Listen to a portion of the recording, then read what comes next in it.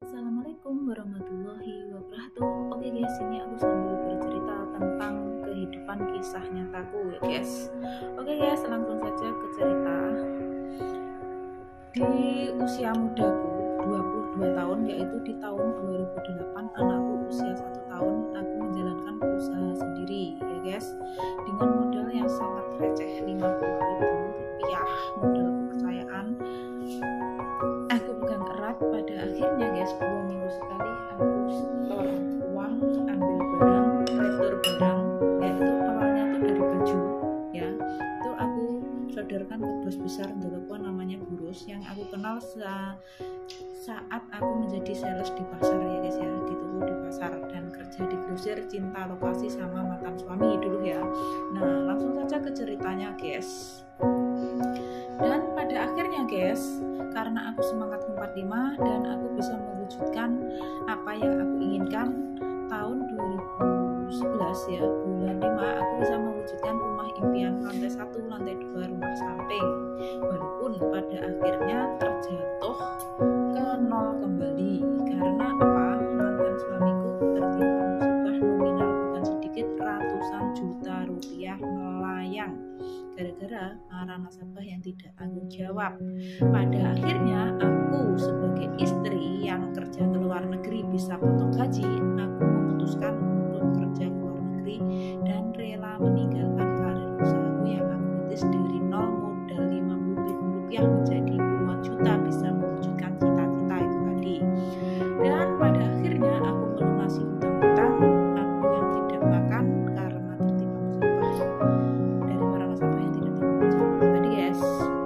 Hutangku lunas, rumah tanggaku pun ikut kandas. Aku tetap semangat ya guys. Itu aku masuk Taiwan 2013, aku masuk PT 2012 bulan 12, dan aku diterbangkan tepatnya tuh hari Kamis tanggal 28 bulan 2 2013, dan aku pertama kali kerja di Taiwan hari Jumat tanggal 1 bulan 3 2013. Nah, dan alhamdulillahnya aku dipertemukan bos yang sangat luar biasa, berhati malaikat ya guys. Walaupun pada akhirnya tahun 2019 uang yang aku tabung guys, sehabis bayar hutang-hutang lunas ratusan juta, tapi rumah tanggaku belum kandas ya guys saat itu. Kandasnya 2021 bulan 1 ya. Masih cerita dari awal saja guys. Terus uangku dibawa temanku 266 juta. Sebelum cabut dari Taiwan aku minta kena 66 juta ya guys, karena itu uangnya bertiga, uangku, uangnya tanteku, uangnya temanku, tapi paling banyak sendiri uangku. Nah uangnya tanteku 38 juta 500 sudah aku ganti pakai uang pribadi, dan uangnya temanku 66 juta itu aslinya uangku, aku kasihkan temanku Ngawi. Nah pada akhirnya uangnya kurang 200 juta ya guys, yang di temanku orang Ngawi yang di Taiwan aku anggap seperti adik, namanya Tri Ratna Ningsih, suaminya namanya Vicky Arif Kurniawan, adiknya namanya Vera Aryani, dan kakaknya yang bertanggung jawab ini itu namanya Ari Susanto. Nah oke guys, langsung saja itu langsung aku urusi, dibantu bosku orang Taiwan tuh, dikasih uang aku 35.000 NT, setara uang Indonesia 17,5 juta untuk mengurusi menyewa polisi dan wirawiri. Pada akhirnya guys, aku bisa menemui tempat kediaman dia di Semarang, Jawa Tengah. Aku bawa polisi dan orang suruhan dan bapakku. Nah singkat cerita saja ya guys, itu mau aku proses tadinya karena keluarganya minta kekeluargaan dan ada yang mau menandatangani hitam di atas putih sesuai perjanjian yang namanya kakaknya Ari Susanto itu guys ya. Oke guys, akhirnya aku cabut laporannya dan tidak aku proses ya. Tadinya mulek saja gitu loh guys, sudah dibawa, mau dibawa ke labas ya guys, dan akhirnya kita damai, dia mau bertanggung jawab, intinya seperti itu. Jadi sampai kapanpun guys itu bisa kita urusi karena sudah penanganan polisi jalur aman, kurang 200 juta ya guys. Berarti yang 150 juta itu uangku, yang 50 juta uangnya temenku Ngawi. Nah seperti itu guys. Dan pada akhirnya guys 2017 tuh rumah tanggaku mulai goyah lah, intinya seperti itu ya. Dan 2017 bulan 12 tanggal 25 aku pernah dihina teman ya guys ya. Ya namanya kita teman bisnis ya guys, biasa ada perselisihan atas pekerjaanku dihina guys, gini menghinanya. Kerjaan kamu tuh babu, gaji kamu berapa, punya kamu apa. Aku pernah guys dibilangin aku tuh ibaratkan tai yang sudah tiada harganya, yang diinjak-injak dia, seperti itu ya. Intinya seperti itulah ya, dihina habis-habisan. Nah jawabanku cuma apa guys, jawabanku cuma seperti ini. Alhamdulillah apapun pekerjaanku yang penting halal untuk keluargaku, berapapun gajiku yang penting halal gitu loh guys ya, intinya seperti itu.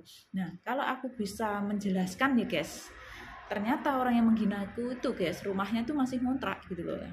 Nah kalau aku itu menjelaskan guys seperti ini, walaupun aku sekarang pekerjaanku jadi babu alias pembantu, tapi setidak-tidaknya aku rumah tidak ngontrak, punya sendiri, tidak kehujanan, tidak kepanasan. Yang aku bangun itu tadi guys 2 tahun sebelum terjadi tertimpa musibah ratusan juta rupiah melayang ya, atau 2 tahun sebelum ke Taiwan.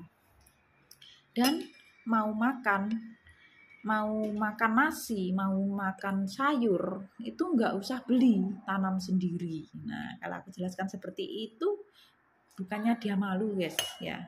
Jadi intinya kita nggak boleh memandang seseorang atas pekerjaannya cuma sebelah mata saja guys, karena intinya yang kita anggap hina atau rendah itu belum tentu hina, belum tentu rendahan gitu loh ya. Jadi nggak boleh kita memandang seseorang itu cuma sebelah mata saja. Nah seperti itu. Oke guys, intinya ya seperti itu. Aku cuma mau menyampaikan saja, hidup itu cukup bersyukur, motivasi yang positif thinking saja, karena aku sudah mengalami ya posisi di mana hidup ya, karena hidup itu bagaikan roda yang berputar, posisi bisa bergonta-ganti, kadang di atas, kadang di bawah, kadang menengah, kadang di paling titik bawah ya guys. Itu yang aku alami. Jadi bisa bergonta-ganti. Jadi di saat kita di atas, ingatlah di bawah. Di saat kita di bawah, ingatlah yang di atas. Seperti itu intinya ya. Jadi nggak boleh kita menghina sesama, menyakiti hati sesama, apalagi sampai ngomong segitunya ya guys ya. Kerjaan kamu tuh apa, gaji kamu itu apa. Nah alhamdulillahnya guys, walaupun di sini pekerjaanku seorang babu ya guys, karena dia menyebut babu ya, memang babu ya, kerja babu ya guys, tapi kan babu bukannya kerjaannya rendah, kerjaan yang halal untuk keluarga, devisa negara ya guys ya. Nah alhamdulillah aku digaji babu rasa gaji pabrik guys, alhamdulillah, plus digaji full dan dinaikkan gaji nggak cuma-cuma berapa tuh 6.000 NT setara 3 juta, belum cekeran. Semak dedene ucek, semak dedene ucek, jong siau ya cek om, jong siau cek lah, cek mien Iwan cekap babu pau cek kayak semak kari ciro,这个咖喱鸡肉，一个鸡一个牛，一个鸡肉，我这对。那个牛肉也可以吃啊。好了，牛肉你不用包了啦，已经sedang buang sanggupan. Bosku tanya, nyonya makan enggak? Tanya apa? Nyonya enggak makan dari sore udah makan kataku. Bosku apa yang terkesan makan ini itu udah kenyang gitu. Man-mancet nih paulek susah. Sensasi ini sambil nyuapin bubus guys. Jadi intinya seperti itu ya guys ya. Jadi kita nggak boleh menghina sesama ya. Jadi setidak-tidaknya kalau kita menghina itu guys, setidaknya kita lebih di atasnya yang dihina gitu loh guys ya. Gitu. Karena kita nggak tahu nasib seseorang ke depannya bagaimana, juga tidak akan pernah tahu apa yang akan terjadi di hari esok untuk kita dan keluarga kita, seperti itu. Oke guys, semoga bermanfaat. Kalau aku dulu mau menjawab ya guys 2017 tuh dia jelas malu ya guys. Andai kan aku jawab, walaupun aku di sini sebagai babu, setidak-tidaknya aku juga pernah menjalankan usaha, sukses di usia muda, terjatuh di usia muda, bisa mewujudkan cita-cita. Walaupun pada akhirnya jadi pembantu, tapi rumah aku tidak ngontrak dan punya sendiri. Dan makan pun nasi, sayur tidak harus beli, cukup tanam sendiri. Mungkin dia malu guys, nanti kan aku jelaskan seperti itu ya. Cuman aku kan cuma bilang terima kasih, alhamdulillah, lemah terus saja gitu. Ya udah, itu aja jawabanku. Udah, gitu saja ya guys. Semoga bermanfaat. Jadi intinya kita tidak boleh cuma memandang seseorang saja dengan sebelah mata saja. Akhir kata, wassalamualaikum warahmatullahi wabarakatuh. Thank you semuanya. Bye bye.